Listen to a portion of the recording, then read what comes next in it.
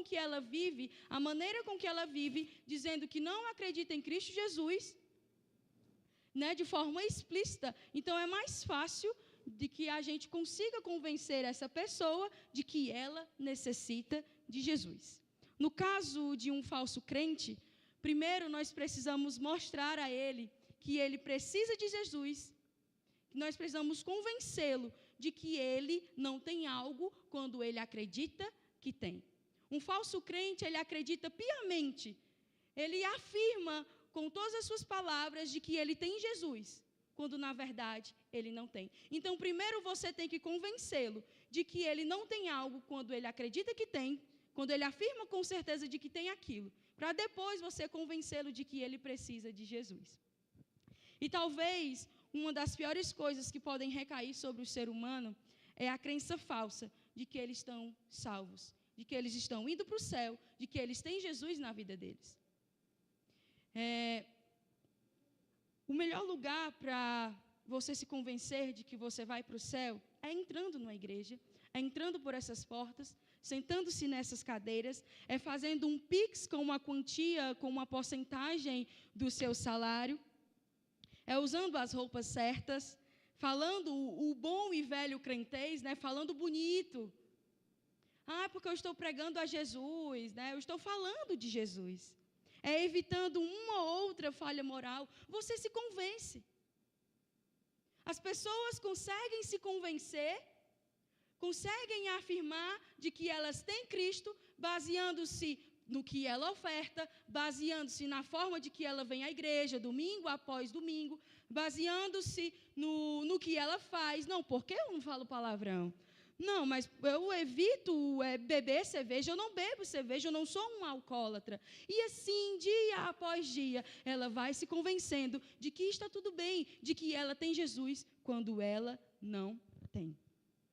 E assim é a igreja de Laodiceia. A igreja de Laodiceia é uma igreja sem Cristo. Ela é uma igreja convencida de que ela estava bem com Deus, de que estava tudo ótimo, de que ela não precisava de nada, era uma igreja autossuficiente. Para ela, estava tudo correndo bem, tudo seguindo o conforme, né? Seguindo o caminho certo.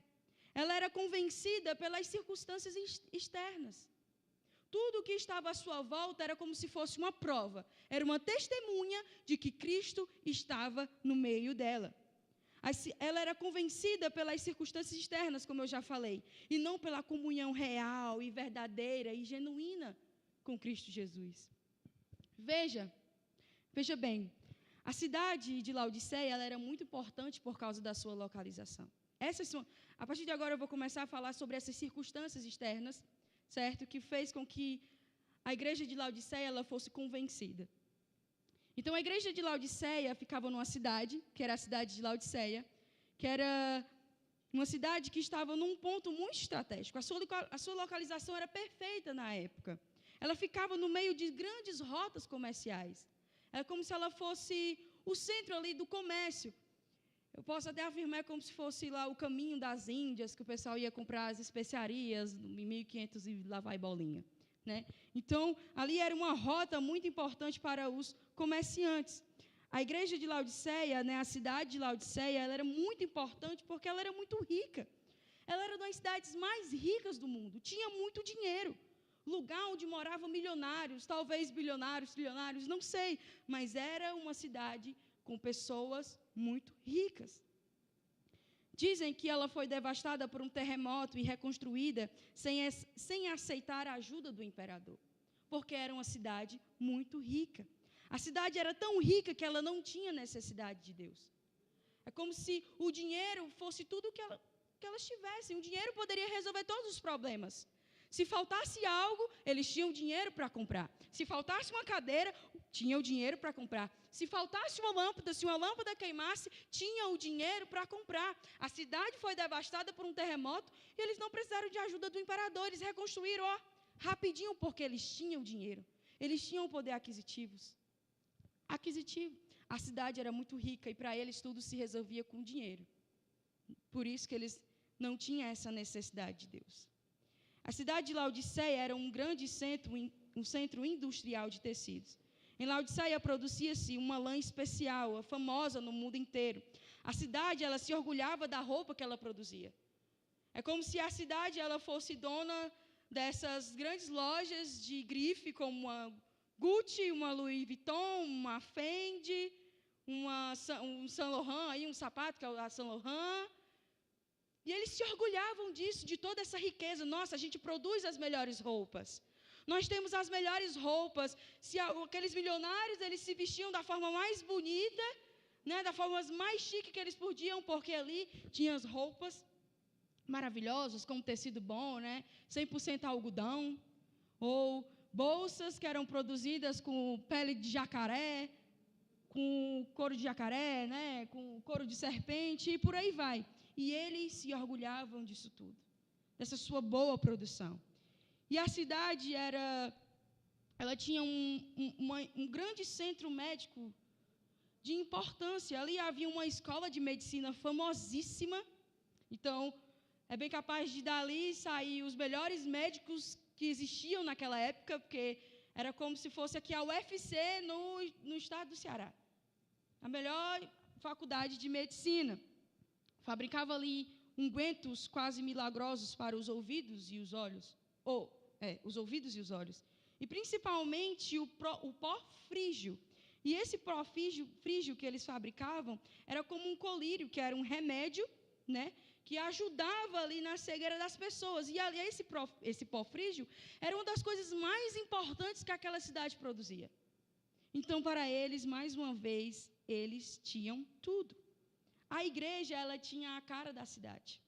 Em vez de transformar a cidade, é como se, em vez da igreja wesleyana transformar esse bairro da Bela Vista, transformar Fortaleza, transformar esse estado, a igreja ela acabou se conformando a ela, se conformando à cidade, com todo o seu poder aquisitivo, com todas as suas roupas, com um bom tecido, com todos esses remédios, né, com tudo o que eles tinham. Os crentes dessa igreja eram crentes fracos, frouxos, sem entusiasmo, sempre prontos a se comprometerem com o mundo. Eles eram descuidados com a palavra de Deus. Eles pensavam que todos eles eram pessoas boas, estavam satisfeitos com a sua vida espiritual. Para eles estava tudo bem, eles tinham tudo o que eles precisavam. Tinha o melhor remédio, tinha as melhores roupas, o melhor centro comercial, eles tinham tudo. Era uma igreja bem-sucedida. Mas a única coisa que eles não tinham, que era o mais importante, era Cristo Jesus. Eles poderiam ter tudo, mas ao mesmo tempo eles não tinham nada, porque eles não tinham Cristo. A igreja de Laodiceia é a única igreja que não houve nenhum elogio de todas as igrejas. A igreja de Éfeso recebeu, a igreja de Filadélfia recebeu, a igreja de Esmina recebeu, a igreja de Tiatira recebeu, mas a igreja de Laodiceia não recebeu nenhum elogio. E a riqueza, ela mascarava a fé falsa daquela igreja. E ela se convenceu da mentira do sucesso. Se tudo está prosperando, é porque Deus está aqui. Se está tudo indo muito bem, se a igreja consegue ter uma iluminação boa, se a gente tem bons ministros, se a gente tem bons instrumentos, se a gente tem uma boa infraestrutura, se a gente tem um ar-condicionado, se a gente tem cadeiras de braço, que são as melhores para apoiar, ou se a gente tem cadeiras que são acolchoadas, é porque está tudo indo muito bem. Está tudo perfeito. O Cristo está fazendo prosperar, está tudo certo. E elas se convenceram dessa mentira, da mentira da prosperidade, da mentira do sucesso. E elas estavam convencidas de que ia tudo bem, de que nada lhe faltava, de que estava, nota 10 diante de Deus. E por isso Jesus se apresenta como uma verdade, porque eles eram falsos. Veja o versículo 14. Ao anjo da igreja em Laodiceia escreve: estas coisas diz o Amém, a testemunha fiel e verdadeira, o princípio da criação de Deus. O próprio Cristo, ele testemunha que ele é o verdadeiro e o criador de todas as coisas. Aquela igreja que estava sendo cegada pelas coisas materiais precisava entender que o Senhor de todas as coisas era a verdadeira verdade. Eles não precisavam daquelas coisas materiais. Eles precisavam entender que eles precisavam do Senhor, que é dono de todas as coisas. Nós precisamos de Cristo. Às vezes, Deus nos abençoa, Deus nos dá uma casa, Deus nos dá um carro, Deus faz a nossa empresa prosperar, faz crescer, e aí no primeiro momento a gente abandona Deus. A gente fica apegado às coisas que Ele nos dá. Mas nós precisamos entender que nós precisamos da verdade, do verdadeiro Deus, que é o Senhor sobre todas as coisas. Nós podemos ter uma igreja que cresce, que se desenvolve, mas isso não é a substituta da verdade de Cristo. A prosperidade, o crescimento, ele não pode substituir a verdade de Cristo nas nossas vidas. As coisas, o material, ele não é tudo o que nós precisamos. Tudo o que precisamos é Cristo Jesus nas nossas vidas. Se nós temos Ele, nós temos tudo. A gente pode morar debaixo de uma casinha de papelão, de taipa, mas se eu tenho Cristo, eu tenho tudo. Ao mesmo tempo, eu posso morar num palácio feito de ouro, com as suas paredes todas revestidas de ouro, das pedras mais preciosas possíveis, mas se eu não tenho Cristo, eu sou a pessoa mais pobre do mundo. Cristo é a nossa riqueza. Cristo, Senhor Jesus. A prosperidade, ela não é testemunha da integridade. E a igreja de Laodiceia, eles estavam convictos, estavam convencidos de que a prosperidade deles tinha a ver com integridade. Quando, na verdade, eles não eram pessoas íntegras. Quando, na verdade, eles não seguiam o verdadeiro evangelho genuíno, que requer amor, que requer sacrifício, que requer largar tudo, abrir mão de tudo e carregar a cruz. Eles queriam um evangelho de uma graça barata, a qual você pode viver de qualquer jeito, que Deus aceita você de qualquer jeito e que você pode caminhar de qualquer jeito. Era esse evangelho que eles seguiam e não o evangelho da verdade. Quando as coisas vão bem, muitas vezes o nosso coração se corrompe e passa a trocar aquele que é a verdade pela mentira que as coisas nos contam. E assim a gente vai trocando, vai trocando e vai trocando. E dá-se fé, a gente já está a quilômetros de distância do Senhor. A gente não tem mais comunhão, a gente não tem mais relacionamento íntimo, a gente não tem mais convivência com Deus. E a gente começa a caminhar distante. Ah, mas eu vou à igreja, mas eu subo aqui no altar, eu toco, mas você vai fazendo por fazer. E eu confesso que em algum momento da minha vida aconteceu isso comigo. De que eu fazia as coisas por fazer, por obrigação, porque o pastor contava comigo, porque o ministério de louvor contava comigo, e aí eu vinha fazendo por fazer, por fazer, por fazer, e não se dava conta de que eu estava vivendo um evangelho falso. Mas graças a Deus, pela misericórdia de Cristo, Ele me alcançou. E Ele pode alcançar todas as pessoas que estão vivendo dessa forma e trazer a luz e trazer o discernimento para a verdade de que nós precisamos de Cristo Jesus. De que as coisas materiais e as mentiras que elas contam não podem ser substituta da verdadeira palavra do Senhor Jesus. E quando nós fazemos isso, quando nós trocamos a verdade de Deus pelas mentiras que as coisas nos contam, nós nos tornamos pessoas mornas. Pessoas que nem é fria e nem é quente. Pessoas que não têm uma temperatura. Como diz no versículo 15: conheço as tuas obras, que nem és frio e nem quente. Quem dera que fosse frio ou quente. E aqui Cristo Jesus, ele faz um diagnóstico dessa igreja. Ele diagnostica eles. Vocês não são frio e nem são quente, vocês são mornos, porque trocaram a verdade de Deus pelas mentiras que a prosperidade estava contando a vocês. E o primeiro diagnóstico que Deus diz é esse: Jesus identificou a falta de fervor espiritual, a falta de entusiasmo, a falta de fanatismo. Não esse fanatismo que a gente vê por aí no sentido deturpado da palavra, onde a pessoa fica louca e sai julgando todo mundo e condenando todo mundo ao inferno. Não, não é esse fanatismo. Mas o fanatismo que nos faz ser apaixonados por Jesus. Que ferve, sabe, que aquece, que você sente queimar dentro do seu coração. A igreja, ela tinha perdido o seu vigor, os seus valores, a sua visão e as suas vestimentas, ela tinha perdido tudo. A vida religiosa de Laodiceia era fraca e anêmica. A sua fé era anêmica. Quando você vê uma pessoa anêmica, ela é uma pessoa que um semblante descaído, uma pessoa pálida, que não tem muita vida, você não vê vida naquela pessoa, uma pessoa fraca, que não consegue fazer muitas coisas, e era assim que era a igreja de Laodiceia, uma igreja fraca, uma igreja que não tinha vida, uma igreja descaída, com seu semblante descaído. E assim a gente vai vivendo a nossa vida, uma vida fraca, onde o culto, ele começa a substituir a vida com Deus. Você só caminha com Cristo quando vem para a igreja, no culto de quarta-feira, num culto de domingo ou no GC, numa oração. A sua vida vai ficando morna e você só começa a substituir essas coisas.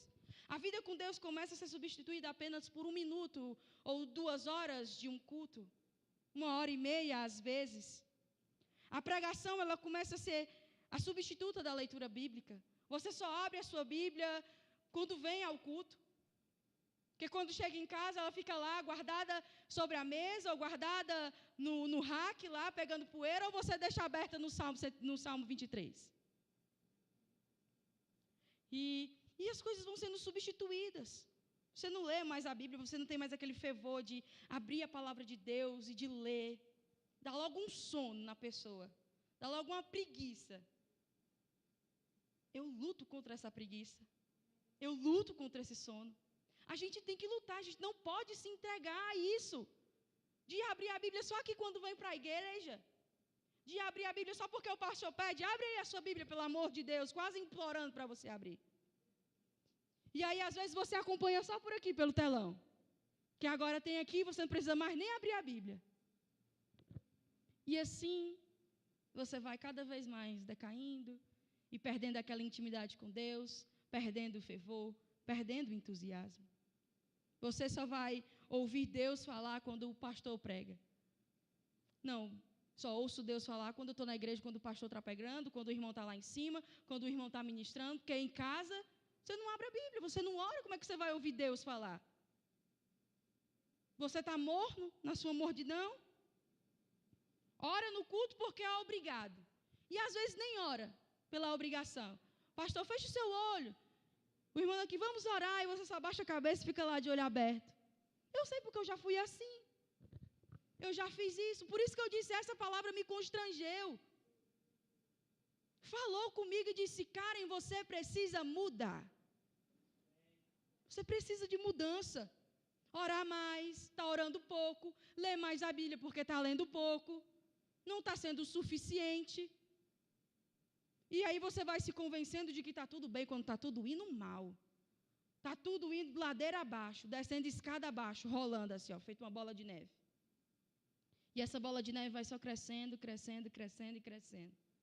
E aí você vem para o culto, levanta suas mãos, às vezes nem levanta, e diz aleluia, glória a Deus, e canta a Ele, glória, e canta, e abre a boca e grita bem alto. Mas só que você está sendo como a profecia de Isaías. Abre aí sua Bíblia em Isaías, capítulo 29, versículo 13. Deixa eu abrir aqui também.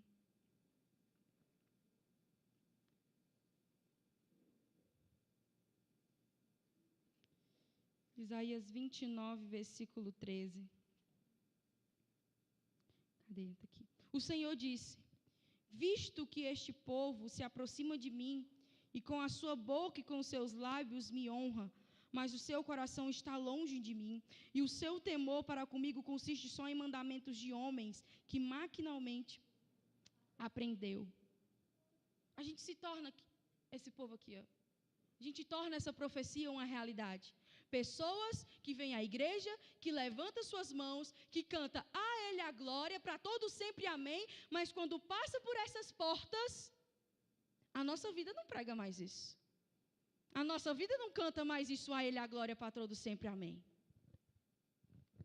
Honra ao Senhor Jesus apenas com os lábios, mas o coração está distante. As músicas que vêm nos seus lábios, elas vão cantar qualquer outra coisa, menos honra ao Senhor Jesus, porque você está distante e não consegue reconhecer. A igreja de Laodiceia, ela não conseguia reconhecer o que estava acontecendo com ela, até o momento em que Cristo chega para ela e aponta o erro dela. e puxa a orelha dela. E ela estava convencida do seu mal. Mesmo com toda essa mornidão, essa falta de fervor espiritual. O problema da igreja de Laodiceia não era um problema teológico. Não existia heresias. Não era um problema moral. Não havia falsos mestres. A gente não vê escrito, porque existem falsos mestres no meio de vocês. Porque a teologia de vocês está um pouco bagunçada, vamos melhorar isso. Não. O que faltava nessa igreja era apenas fervor espiritual. Fervor. Entusiasmo. Sabe? Quando você aceita o Senhor Jesus e que você quer fazer tudo, e que você tem alegria em fazer tudo, quando manda evangelizar e de porta em porta, andando no sol quente, e você vai lá e faz, com alegria no coração. Quando você vê uma pessoa que necessita, e você vai lá e bota a mão dentro do bolso e dá uma quantia alta para abençoar aqueles que necessitam. Quando você compartilha, quando você perdoa, quando você ama de verdade. Faltava todas essas coisas. Fervor, faltava fervor. Jesus pede a essa igreja que ela tenha temperatura. Vocês precisam ser quentes. Não é morno e nem frio. É quentes. Fervendo. Queimando tudo. O nosso fogo espiritual, ele está em constante perigo de enfraquecer ou morrer. Se a gente não ficar alimentando esse fogo dentro da gente, ele vai se apagar. Ele vai morrer. Agora eu aprendi a fazer fogo para churrasco. E aí, quando a gente vai lá em casa fazer um churrasquinho lá no nosso deck inacabado, que a gente bota lá a churrasqueira, a gente liga. Rapaz, é uma trabalheira para ligar um fogo, viu? Mas quando você não fica lá abanando, você não fica lá alimentando com carvão, você não bota uma coisa inflamável lá dentro, ela vai se apagar.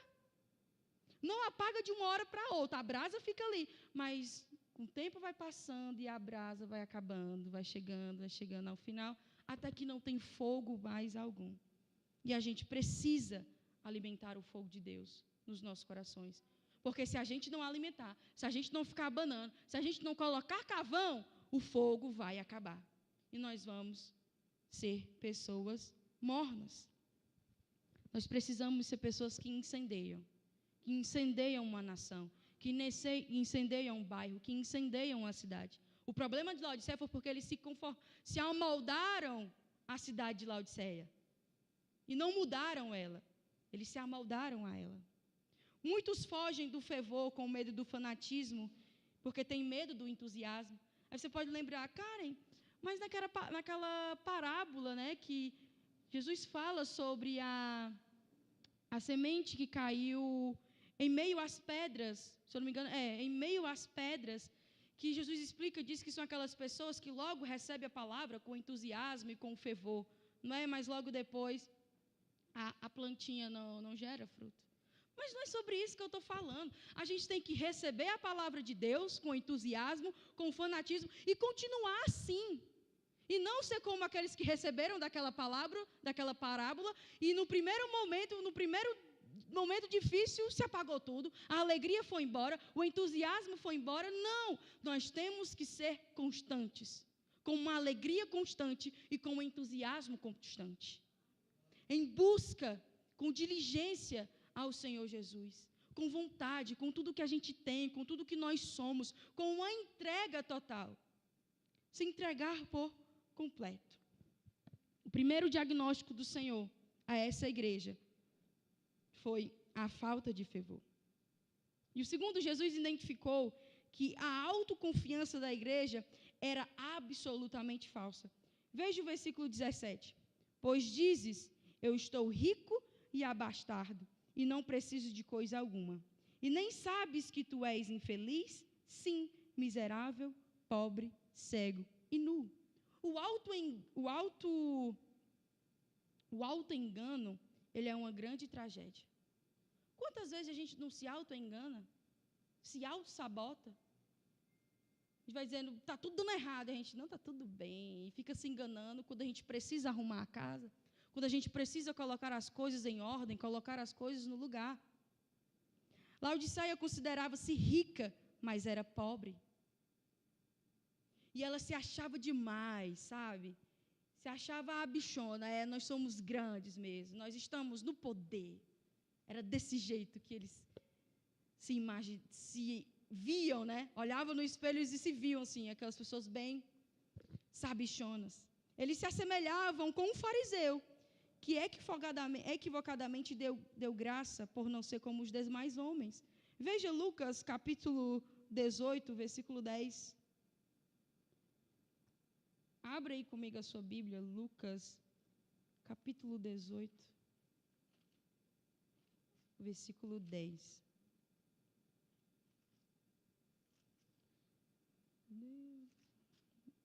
Amém? 2 homens subiram ao templo com o propósito de orar, um fariseu e o outro publicano. O fariseu, posto em pé, orava de si para si. O fariseu, ele orava de si para si, ele não orava para Deus, ele orava para si mesmo. Essa autossuficiência, sabe?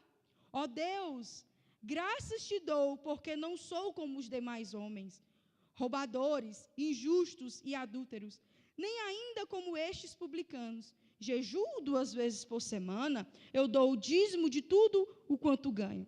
O publicano que estava em pé, longe, não ousava nem ainda levantar os olhos ao céu, mas batia no peito dizendo, ó Deus, sê propício a mim, pecador. A igreja de Laodiceia era desse jeito aqui, desse fariseu, que orava para si mesmo, cheio de orgulho, de vaidade e de soberba, e que agradecia, não, porque eu sou santo, eu oro 2 vezes, eu jejum, eu vou para a igreja na quarta-feira, eu vou para a igreja na terça, eu vou para a igreja no domingo, eu não mato ninguém, nunca roubei ninguém, nunca adulterei, mas estava cheio de orgulho, cheio de vaidade, cheio de soberba. É pecado igual, não existe diferença nenhuma. Quantas vezes a gente agradece ao Senhor, que, oh Deus, obrigado, porque eu nunca andei fora da linha como fulaninho de tal, que um dia se desviou, mas eu nunca me desviei.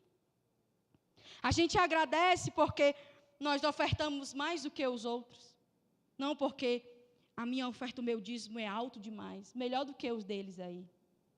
A gente agradece a Deus porque nunca levou disciplina, não, porque eu nunca fui disciplinado pelo pastor. Já o fulaninho de tal, ele foi, graças a Deus, como não sou como ele. A gente agradece porque está na obra missionária, porque eu estou na obra missionária e não sei o quê, e o fulaninho de tal que Deus chama e não vai. E fica nessa que nem a oração desse fariseu, obrigado Senhor por isso, obrigado Senhor por aquilo, quando na verdade é um pecador igual, quiçá pior. Como a igreja de Laodiceia, que era rica, que não tinha necessidade nenhuma, que tinha o que vestir, que tinha um bom remédio para os olhos, que tinha muito dinheiro, mas Jesus diz o que para ela? Tu é pobre, miserável és tu e infeliz, cego e nu. A igreja era morna devido à ilusão que alimentava a respeito de si mesma. Ela alimentava essa ilusão de que ela era perfeita, boa, era fantástica. Ela tinha essa ilusão na sua cabeça, a igreja tinha isso dentro de si. E ficava alimentando cada vez mais essa ilusão de que eles eram bons, perfeitos e os fantásticos.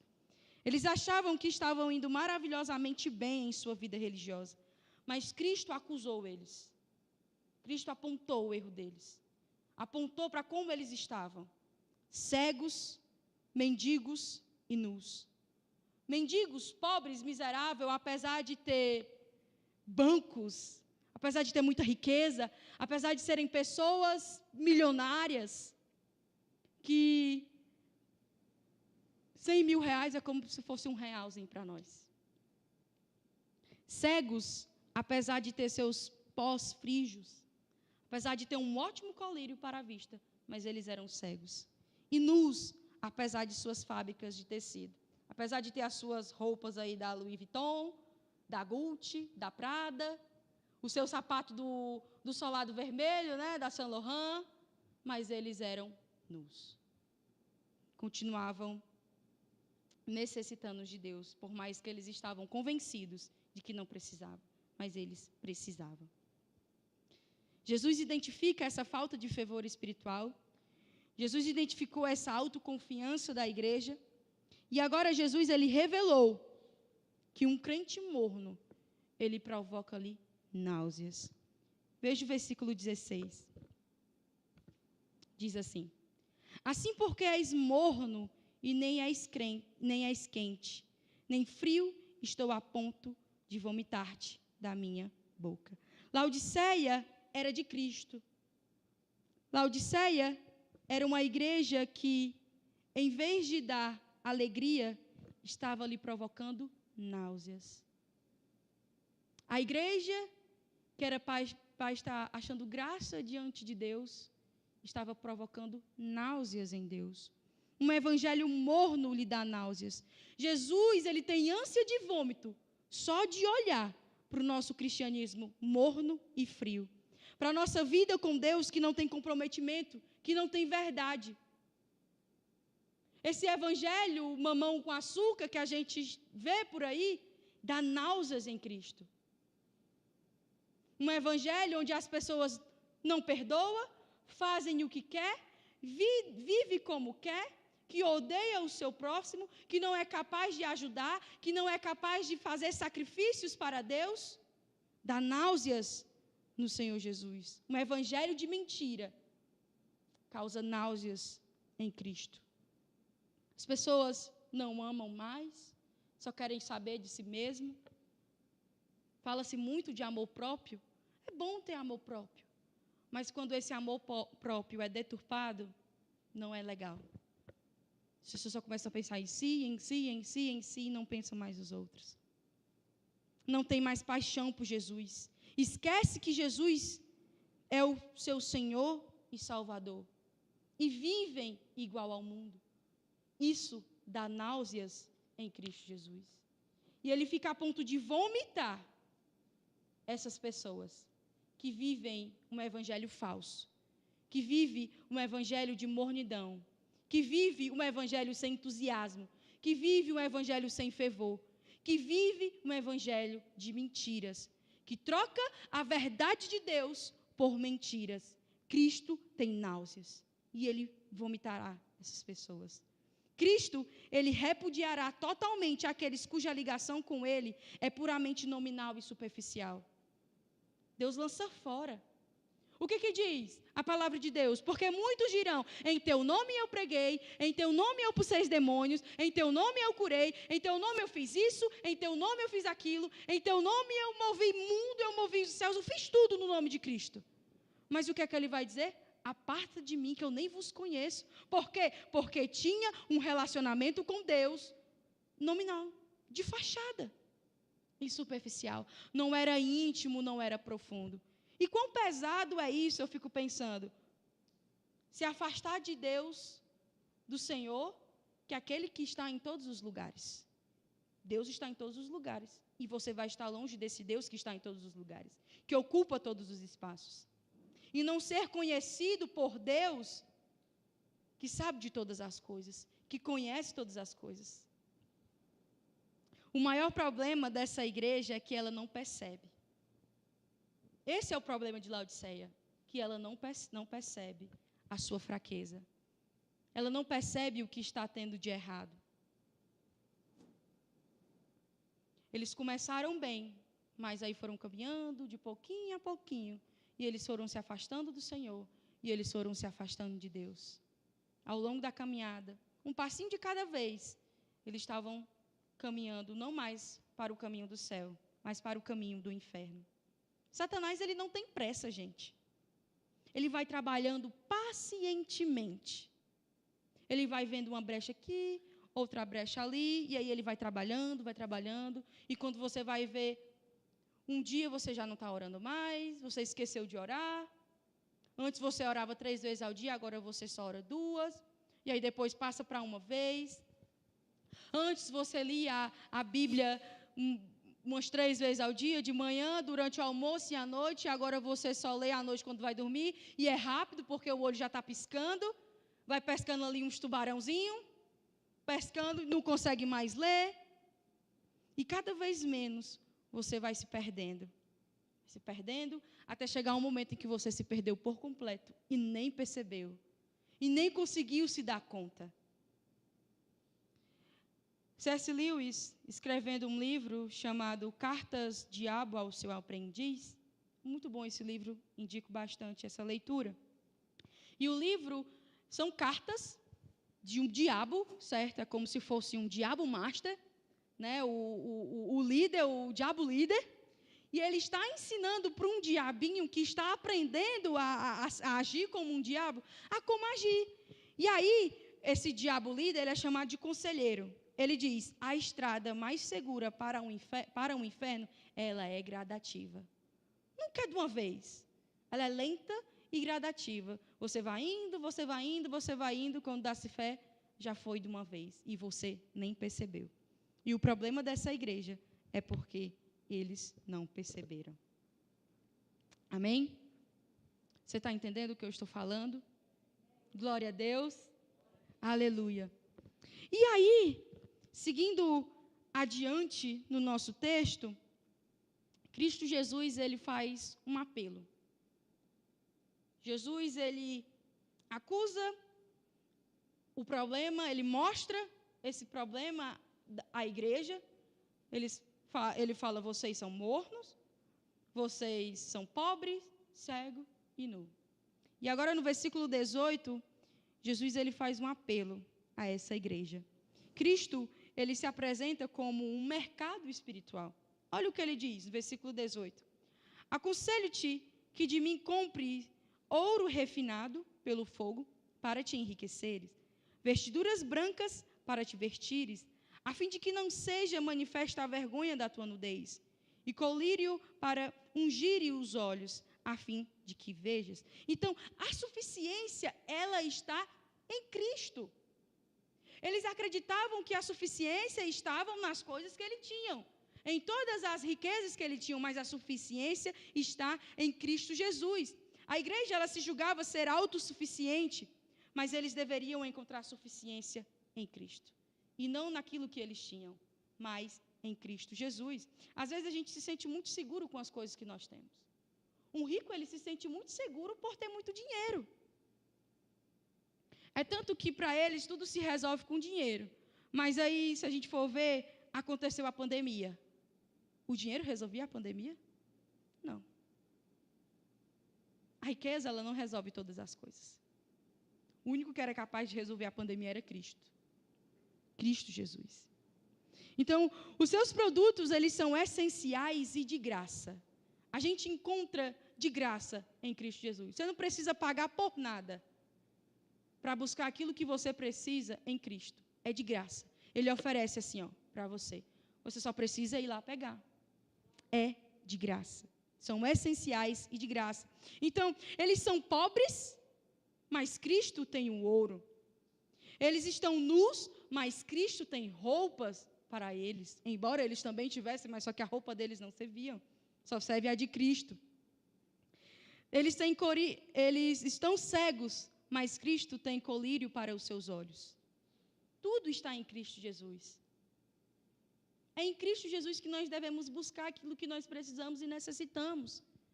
E não nas coisas terrenas em que nós depositamos a nossa confiança. A nossa confiança, ela tem que estar em Cristo Jesus. Esse ouro, ele significa o reino dos céus. Enquanto eles acreditavam que a sua riqueza estava aqui, que a sua riqueza se limitava às coisas deste mundo, eles estavam nus. Quer dizer, eles estavam pobres, na verdade. Eles eram pobres, miseráveis, eram como mendigos. Por isso que a gente tem que ajuntar tesouros nos céus, no reino dos céus, e não aqui na terra. As roupas, essas vestiduras brancas para vestires, são as roupas da justiça e da santidade. Aquele povo precisava de justiça e de santidade. Ter uma vida justa, santa, separada diante de Deus. Era disso que eles precisavam se vestir. E não com roupas dos melhores tecidos. com roupas de grife, com roupas de marca. Não. Eles precisavam se vestir das roupas da justiça e da santidade do Senhor Jesus. E eles precisavam do colírio para discernimento. Para discernirem, para eles saberem que eles precisavam ir pelo caminho da verdade. Só Cristo pode enriquecer a nossa pobreza, vestir a nossa nudez e curar a nossa cegueira. Apenas Cristo Jesus. Só Ele. Ele é o único caminho, Ele é a única saída. E não as coisas que a gente vê aqui terrenas. E não o nosso dinheiro. E não a nossa fama, se alguém for algo famoso. Não. É apenas em Cristo Jesus. Apenas em Cristo. E o segundo apelo que Jesus faz é que Ele chama a igreja a uma mudança de vida. Ele fala, vocês precisam mudar. Vocês não podem mais continuar vivendo da mesma forma. Precisa haver uma mudança. Precisa haver uma transformação. Precisa haver um novo nascimento. Precisa haver uma regeneração em vocês. Porque vocês não nasceram de novo, verdadeiramente. Veja o versículo 19. E eu repreendo e disciplino a quantos amo. Sê, pois, zeloso e arrepende-te. Então, aqui nós vemos uma exortação da parte de Deus. Deus, Ele vai e exorta aquela igreja, vocês precisam se arrepender. Vocês precisam ser disciplinados.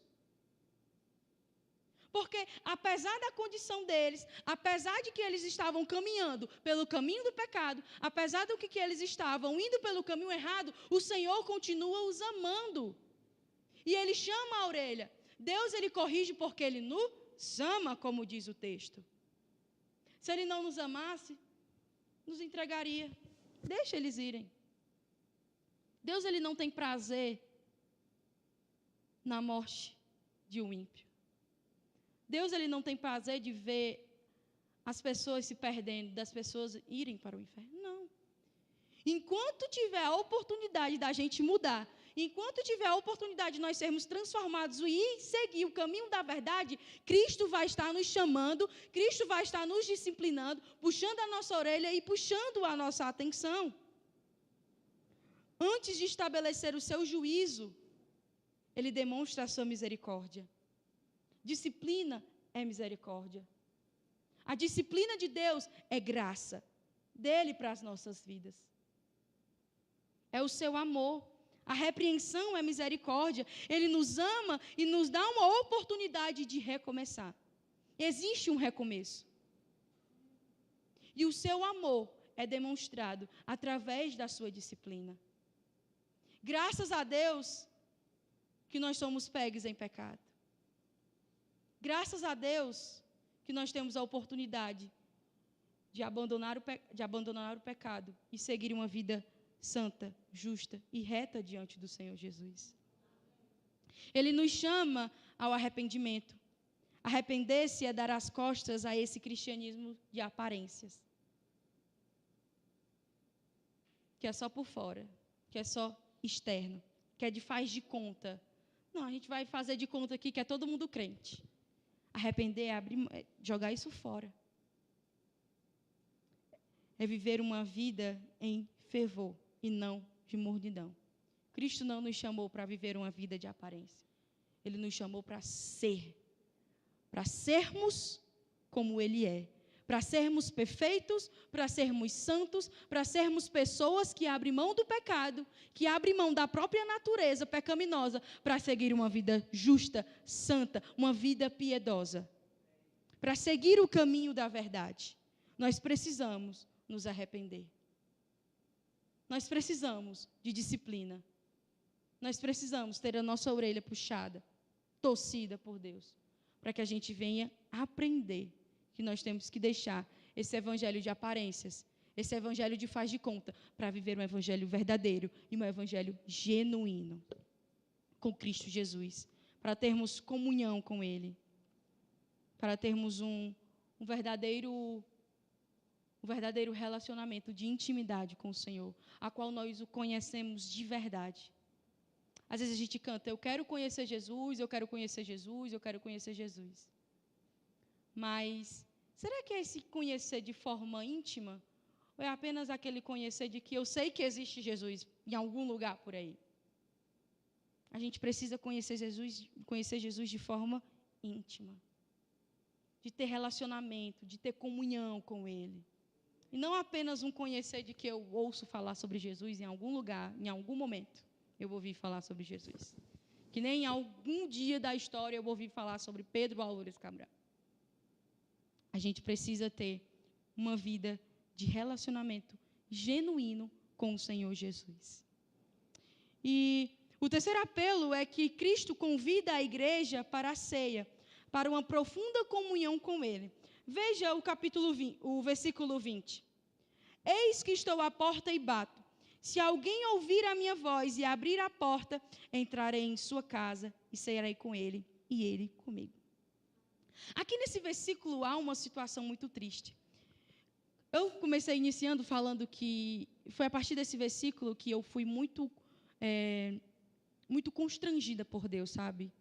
Onde Ele falou verdadeiramente comigo e me trouxe para o cantinho do pensamento. E eu até compartilhei esse versículo com o pessoal do Ministério Louvor Domingo, porque realmente foi algo que ficou martelando dentro do meu coração, sabe? Que Deus ficou falando, todos os dias Deus falava comigo sobre isso, Deus falava comigo sobre isso. E a gente sempre entende esse versículo de uma forma muito bonita. A gente usa em evangelismo, né? Nossa, você é um descrente e Jesus está batendo na porta do seu coração. Ele quer entrar dentro do seu coração, Ele quer fazer morada no seu coração. Mas a situação aqui é uma situação muito difícil e triste. Jesus está batendo na porta de uma igreja. Uma igreja que diz ser a igreja do Senhor Jesus Cristo. Que diz que o Cristo é o centro, mas Jesus ele foi colocado para fora. Jesus está batendo na porta da igreja, pedindo para entrar dentro da igreja. Pedindo para entrar no lugar que era para Ele estar lá dentro, e não do lado de fora. Nós somos uma igreja, nós temos o culto quarta-feira, dia de domingo, nós temos as orações. Todo primeiro domingo do mês, nós pegamos o pão, pegamos o cálice e dizemos que é o corpo de Cristo, dizemos que é o sangue de Jesus, mas Ele não está aqui. Olha que pesado isso. Nós pregamos sobre Jesus, nós louvamos sobre Jesus, louvamos a Ele, ceamos em seu nome, mas Ele não está dentro da igreja. Ele foi enxotado para fora da igreja, está lá, batendo na porta, dizendo, eu quero entrar, eu preciso entrar. Nós queremos a religião, mas não queremos Jesus. A gente quer tudo isso aqui, pregar e falar e cantar, mas Jesus Cristo está lá fora, bem longe. E a gente vai vivendo de aparências. Se Jesus não for o centro, caminharemos para o inferno a partir de uma igreja. Se Cristo não for o centro dessa igreja, se Cristo não for o centro dos nossos corações, nós caminharemos para o inferno a partir disso. É duro, mas é a verdade. Quantas pessoas não estão dentro da igreja, dentro dessas igrejas falsas, que pregam a Cristo, que falam sobre Cristo, mas Jesus Cristo está longe, e elas estão caminhando para o inferno, sem saber, sem perceber que algo de errado não está certo, sem abrir os seus olhos. E Jesus está batendo na porta, e Ele diz, se alguém dentre vocês, uma pequena alma, um mero mortal, um querubinzinho qualquer, ouvir a minha voz e abrir a porta, se pelo menos uma pessoa ouvir a voz do Senhor e abrir a porta, ele vai entrar. Cristo está querendo fazer as pazes. O Cristo que estava a ponto de vomitar aquelas pessoas, está dizendo, eu quero fazer as pazes com vocês. Eu quero comer com vocês. Se vocês abrirem o coração de vocês e viver comigo, nós teremos uma comunhão. Nós sabemos que no mundo antigo, comer juntos era para estreitar os laços, né? Hoje em dia, quando você quer conversar com alguém, quando você quer se aproximar de alguém, você fala, vamos tomar um café. Às vezes nem tem o café. Mas aí você chama a pessoa para conversar, você chama para ficar junto, vamos nos aproximar, vamos comer, porque a mesa, ela traz essa ideia de comunhão, ela traz essa ideia de proximidade entre as pessoas. E Cristo está dizendo, eu quero ter proximidade com vocês. Vocês pisaram na bola, vocês erraram o caminho, mas eu estou aqui batendo na porta da igreja para fazer as pazes com vocês. E estou dando uma oportunidade de recomeçar. Da gente começar no zero, né? Quando os amigos brigam, e aí, vamos conversar, vamos começar do zero, vamos esquecer tudo o que passou. Vamos dar aqui um novo início, vamos numa nova caminhada. E assim eles caminham junto de novo. E é isso que Cristo está fazendo com essa igreja. Vamos lá, vamos começar do zero. Se alguém, só apenas basta uma pessoa, se alguém abrir a porta, eu vou entrar e nós vamos ceiar, nós vamos comer, nós vamos ter comunhão, nós vamos estreitar os laços novamente, nós vamos se aproximar, nós vamos se conhecer. Cristo está batendo na porta da igreja. E a gente tem que abrir as portas da igreja. Que possamos ouvir Cristo batendo na porta. E aí, para finalizar, deixa eu ver como é que estão as horas. Ok. Cristo, ele faz uma promessa a essa igreja. Veja comigo o versículo 21. Ele fala, ao vencedor, dar-lhe-ei sentar-se comigo no meu trono, assim como também eu venci e me assentei com o meu Pai no seu trono.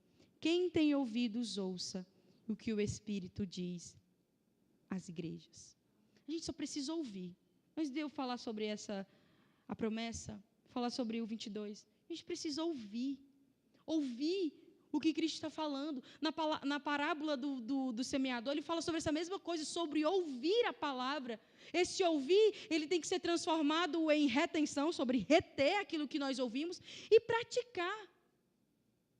A gente só precisa abrir os nossos ouvidos para o Senhor e não fechar o nosso ouvido, tapar os nossos ouvidos, fechar os nossos olhos e ficar dentro do nosso próprio entendimento, dentro da nossa própria sabedoria, dentro do que a gente tem. Não, a gente só precisa ouvir a palavra de Deus.